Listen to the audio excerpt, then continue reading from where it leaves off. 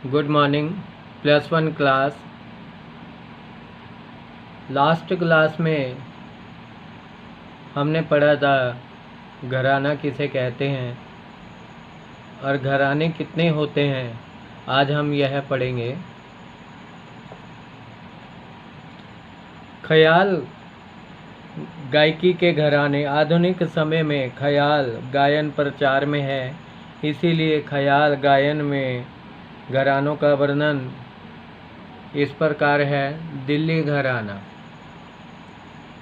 Students, अब हम पढ़ेंगे दिल्ली घराना के कौन कौन उस्ताद हैं और क्या क्या विशेषताएं हैं इस घराने की। दिल्ली घराना ख्याल गायकी के प्राचीन ग्रंथों में दिल्ली घराने का नाम आता है, जो कि मोहम्मद शाह रंगीले के दरबार में पनपा। बहादुर शाह जफर के गुरु गुलाम हुसैन मियाँ अजपल इस घराने के संस्थापक समझे जाते हैं। दिल्ली घराने के कलाकारों में उस्ताद चांद खां, उस्ताद उस्मान खां, नन्हे खां, उस्ताद सम्मन खां, उस्ताद मम्मन खां, बुंदू खां, नसीर अहमद तथा जहूर अहमद इत्यादि।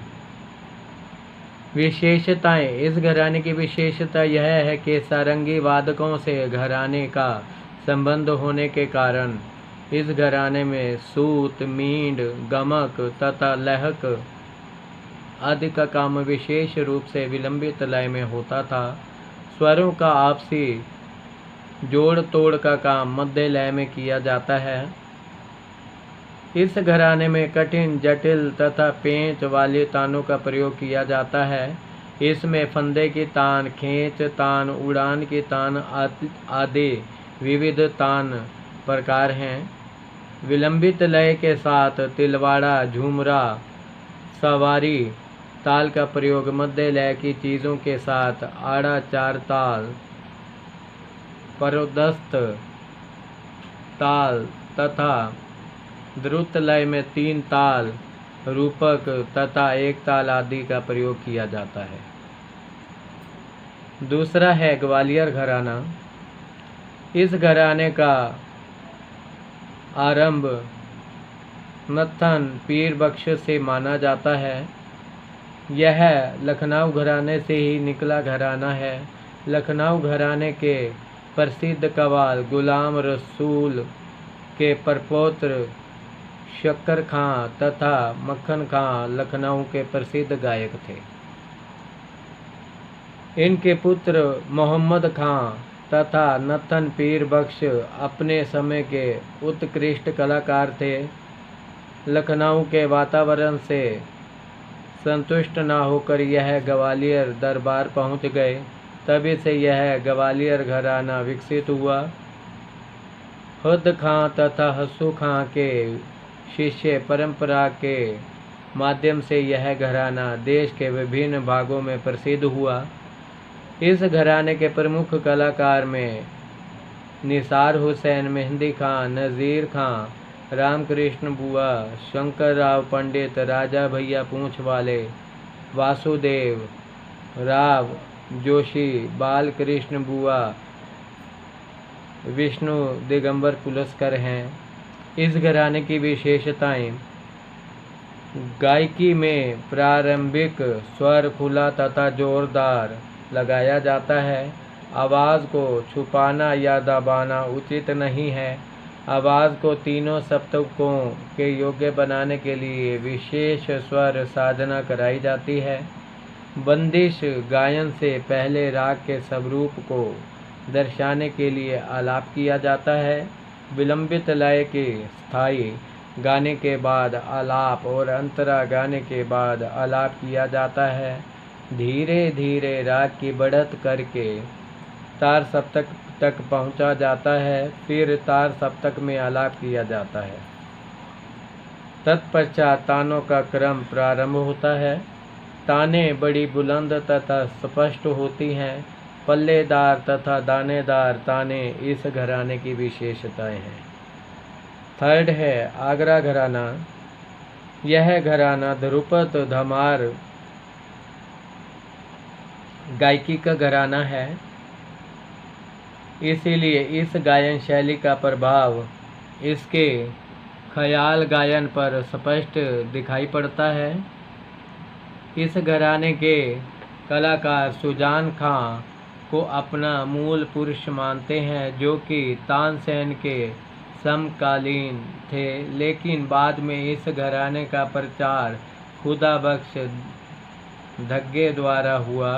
इस घराने के प्रमुख शिष्यों में उस्ताद नथन खां, फयाज खां, विलायत हुसैन, जगन्थ बुआ पुरोहित तथा यूनुस हुसैन आदि है। विशेषताएं: ध्रुपद धमार का घराना होने के कारण और ख्याल गायकी में नोम तोम का आलाप व लयकारी का प्रयोग बहुत प्रभाव रखता है। स्वरों का लगाव गहरा तथा बुलंद है। बंदिशों के बोलों के साथ पलटों की बढ़त करना और तान की उपज प्रारंभ करना यहाँ की विशेषता है। नेक्स्ट है पटियाला घराना। वास्तव में दिल्ली घराना ही पंजाब की स्थानीय शैलियों से प्रभावित होने के कारण पंजाब घराना कहलाने लगा। पटियाला नामक रियासत में उत्पन्न होने के कारण यह पटियाला घराना बन गया। इस घराने में दिल्ली, ग्वालियर तथा जयपुर घराने का मिश्रित रूप देखने को मिलता है। दिल्ली घराने के तानरस खां ने ही पटियाले घराने का सूत्रपात किया। इस घराने के कलाकारों में अली बख्श तथा फतेह अली प्रमुख रूप से माने गए हैं। बाद में इनकी जोड़ी अली अफ्तू के नाम से जानी जाने लगी। इसके अतिरिक्त बड़े गुलाम अली खां, नजाकत अली, मुनव्वर अली तथा गुलाम अली भी इस घराने के गायक रहे। विशेषताएं पटियाला घराने की। कई घरानों की विशेषताएं इस घराने में एक साथ देखी जा सकती हैं। इस घराने में स्वरों की तैयारी तथा कोमलता दोनों ही पाई जाती हैं। अति द्रुत लय में सपाट ताने प्रमुख हैं। गमक अंग तथा तरानों की गायकी प्रमुख है। नेक्स्ट है जयपुर घराना। इस घराने का प्रारंभ जयपुर के करामत अली और मुबारक अली लखनऊ वालों से माना गया है। इस घराने के शिष्य परंपरा के प्रसिद्ध गायकों में फुरजी खां, केसरबाई खेड़कर, लक्ष्मीबाई जांघव, मल्लिकार्जुन मंसूर, मोदूबाई कुड़ीकर तथा इनकी सपुत्री किशोरी अमोणकर आदि हैं।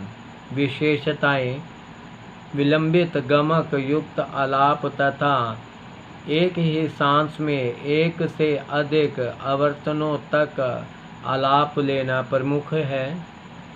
छोटी छोटी तानों का प्रयोग किया जाता है। सपाट व लंबी तानें कम ली जाती हैं।